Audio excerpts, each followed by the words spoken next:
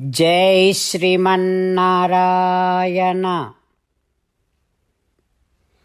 శ్రీమద్భగవద్గీత 9వ అధ్యాయము రాజవిద్య రాజగుహ్యయోగము 7వ శ్లోకము.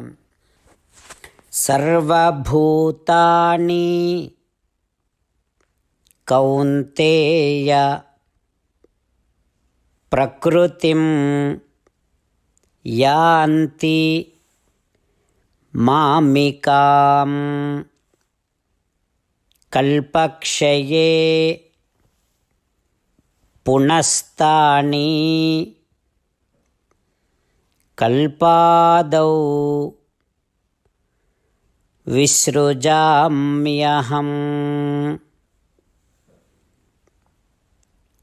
ఓం.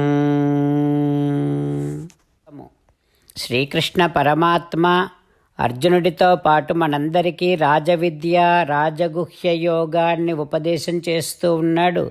పరమాత్మ ఈ రకంగా అంటూ ఉన్నాడు, అర్జున, కల్పాంతములో ఈ జగత్తు అంతా కూడా సమస్త భూతములన్నీ నా సంకల్పముతో తమస్సు అని చెప్పబడే నా శరీరమైనటువంటి ప్రకృతిని పొందుతూ ఉంటాయి. మళ్ళీ కల్ప ఆరంభములో నా సంకల్పముతో ఆ సమస్త భూతములన్నీ కూడా సృజింపబడుతూ ఉన్నాయి అంటూ శ్రీకృష్ణ భగవానుడు సృష్టి లయములు కూడా తన సంకల్ప ఆధీనములే అని స్పష్టపరుస్తూ ఉన్నాడు.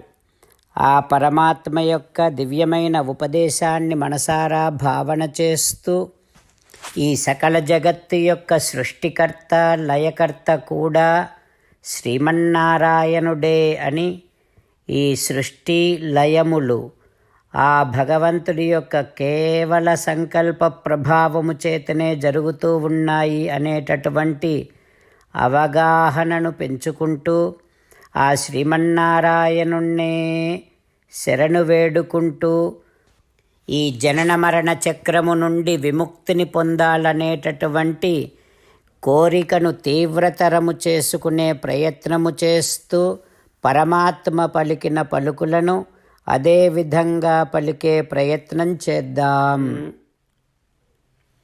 సర్వభూతాని కౌంతేయ ప్రకృతిం యాంతి మామికాం కల్పక్షయే పునస్తాని కల్పాదౌ విసృజామ్యహం. అంతేకాకుండా మనం ప్రతిరోజు శ్రీమన్నారాయణుడికి ఒక 8 పనులు చేస్తాం అని మాట ఇద్దాం. ఎందుకంటే శ్రీకృష్ణ భగవానుడు 18వ అధ్యాయములో 65 నుండి 70వ శ్లోకాల ద్వారా శ్రీమద్భగవద్గీత అంతటికీ సారభూతముగా మనకు 8 పనులు చేయమని చెప్పాడు. అలా చేస్తే చాలు, నేను మిమ్మల్ని అన్ని విధాలుగా రక్షిస్తా అని ప్రమాణపూర్వకముగా ప్రతిజ్ఞ కూడా చేశాడు. అందుకని శ్రీమద్భగవద్గీతను అంతటినీ విన్న తర్వాత అర్జునుడు కూడా చివరకు కరిష్యే వచనం తవ, కృష్ణ నువ్వు చెప్పినట్టే చేస్తా అని అన్నాడు. కనుకనే భగవానుడు అర్జునుడికి అన్ని విధాల విజయాన్ని అందించాడు. మనం కూడా ప్రతిరోజు శ్రీమన్నారాయణుడికి ఆ రకంగానే మాట ఇద్దాం. 8 పనులు చేస్తాం అని మనము మాట ఇస్తే అది అష్టాక్షరీ మహామంత్ర జపము చేసినటువంటి ఫలితాన్ని మనకు ప్రతిరోజు ఇస్తుంది. ఇట్లా మాట ఇవ్వటం కంటే గొప్ప పూజ, యజ్ఞము, తపస్సు మరొక్కటి లేనే లేదు. అందుకని నేను అంటూ ఉంటాను, మీరు మనస్సులో భావిస్తూ ఉండండి. ఈ రకంగా మనము మాట ఇస్తూ ఉంటే శ్రీకృష్ణ భగవానుడి ముఖారవిందములో కలిగేటటువంటి ఆనందాన్ని మనం ప్రతిరోజు దర్శిద్దాం, ఆస్వాదిద్దాం. జై శ్రీమన్నారాయణ. హో శ్రీమన్నారాయణ, నువ్వు చెయ్యమన్నట్టే నేను నిన్నే సంతతము ధ్యానము చేస్తూ ఉంటా. హో శ్రీమన్నారాయణ, నువ్వు చెప్పినట్టే నేను నీ భక్తుడిగానే ఉంటా. హో శ్రీమన్నారాయణ, నువ్వు చెయ్యమన్నట్టే నేను నా విధులను కర్తవ్యాలను నీ సేవగా నీ తృప్తి కోసమనే సక్రమంగా నిర్వర్తిస్తూ ఉంటా. ఓ శ్రీమన్నారాయణ, నువ్వు చెప్పినట్టే నేను నీవాడిని అనే మహావిశ్వాసముతో నీకే నమస్కరిస్తూ ఉంటా. ఓ శ్రీమన్నారాయణ, మామేకం శరణం వ్రజ, నన్ను ఒక్కడిని మాత్రమే శరణు వేడుకో అని నువ్వే అన్నావు కనుక నేను నిన్ను ఒక్కడిని మాత్రమే శరణు వేడుకుంటా. ఓ శ్రీమన్నారాయణ, మా శుచః, ఇక దుఃఖించకు అని నువ్వే నాకు భరోసా ఇస్తున్నావు కనుక నేను ఇక దుఃఖించను. ఓ శ్రీమన్నారాయణ, నువ్వు చెప్పినట్టే నువ్వు నా కోసమని అనుగ్రహించినటువంటి శ్రీమద్భగవద్గీతను ప్రతిరోజు కనీసము ఒక్క శ్లోకాన్నైనా జ్ఞాపకం చేసుకుంటూ శ్రీమద్భగవద్గీతను అనుసంధానము చేస్తూ ఉంటా. ఓ శ్రీమన్నారాయణ, నువ్వు చెప్పినట్టే నువ్వందరి కోసమని చెప్పినటువంటి శ్రీమద్భగవద్గీతను తెలియని భక్తులందరికీ తెలియచేసే నా వంతు ప్రయత్నాన్ని నేను నిరంతరము కొనసాగిస్తూనే ఉంటా. ఓ శ్రీమన్నారాయణ, నేను నువ్వు చెప్పినట్టే చేస్తా, నీకు నచ్చినట్టే ప్రవర్తిస్తా, నీకోసమే పని చేస్తూ ఉంటా. కరిష్యే వచనం తవ. ఇప్పుడు శ్రీమద్భాగవతాన్ని అనుసంధానం చేసుకుందాం. శ్రీమద్భాగవత గ్రంథానికి నమస్కారం. నిగమకల్పతరోర్గళితం ఫలం సుఖముఖాదమృతద్రవ సంయుతం పిబత భాగవతం రసమాలయం ముహురహో రసికా భువి భావుకాః. శ్రీసుఖ యోగీంద్రుల వారికి నమస్కారం. యం ప్రవ్రజంతమనుపేతమపేతకృత్యం ద్వైపాయనో విరహకాతర ఆజుహావ పుత్రేతి తన్మయతయా తరవోభినేదుః తం సర్వభూతహృదయం మునిమానతోస్మి. నరనారాయణులకు, చతుర్ముఖ బ్రహ్మకు, సరస్వతీదేవికి, వ్యాస మహర్షుల వారికి నమస్కారం. నారాయణం నమస్కృత్య నరం చైవ నరోత్తమం దేవీం సరస్వతీం వ్యాసం తతో జయం ఉదీరయేత్. శ్రీమద్భాగవతము దశమస్కంధము 10వ స్కంధములో 83వ రోజు.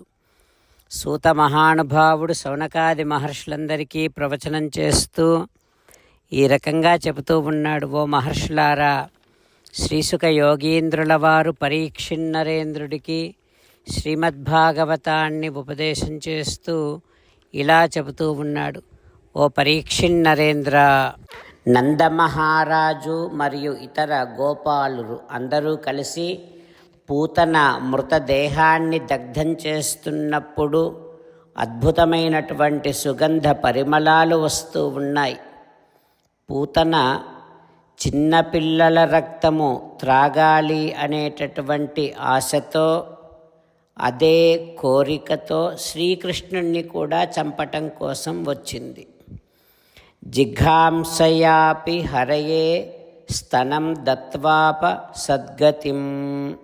అయితే శ్రీకృష్ణుడు దేవదేవుడు కనుక దేవదేవునికి పాలు ఇవ్వటం వలన పూతన మహాద్భుతమైనటువంటి లాభాన్ని పొందింది, పరమగతిని పొందింది.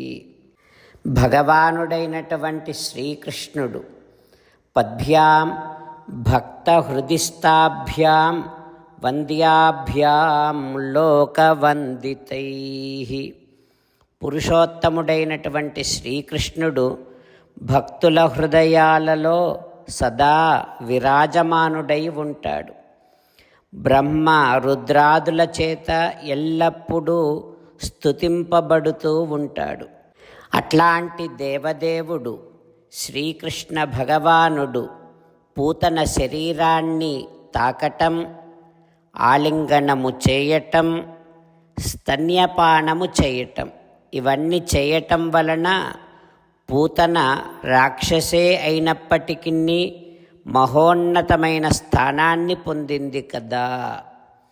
ఇక రాక్షసికే అట్లాంటి ఉత్తమ గతి కలిగితే మరి హరిన్ కని చన్నులు కుడిపెడి తరుణులున్ ప్రాపించు పదము తలపగన్ వశమే హరి ఆరగించుటకున్ పాలు కురిసిన ధేనువులు ముక్తి కొనలంచెరించున్.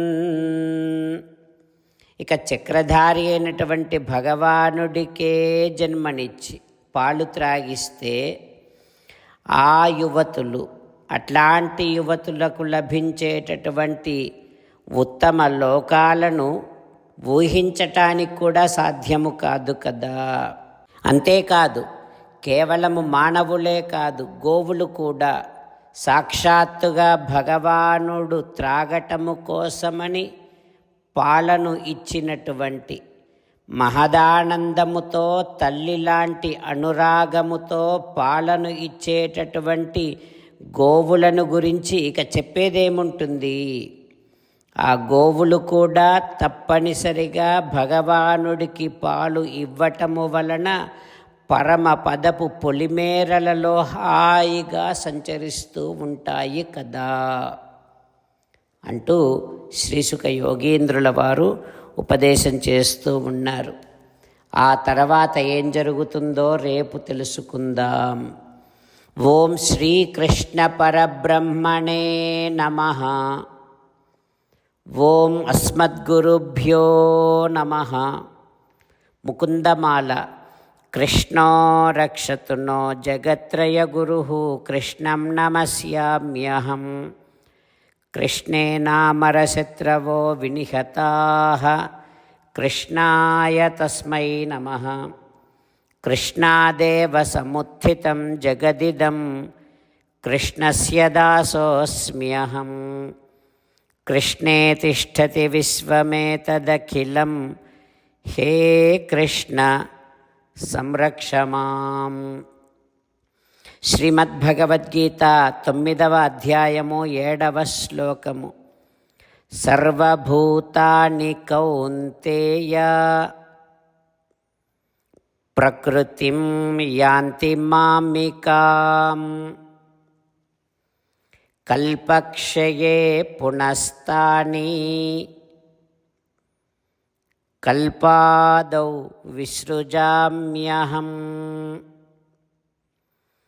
సర్వభూతాని కౌంతేయ ప్రకృతిం యాంతి మామికాం కల్పక్షయే పునస్తాని కల్పాదౌ విసృజామ్యహం. శ్రీమన్నారాయణ కరిష్యే వచనం తవ. సర్వం శ్రీకృష్ణార్పణమస్తు. జై శ్రీమన్నారాయణ.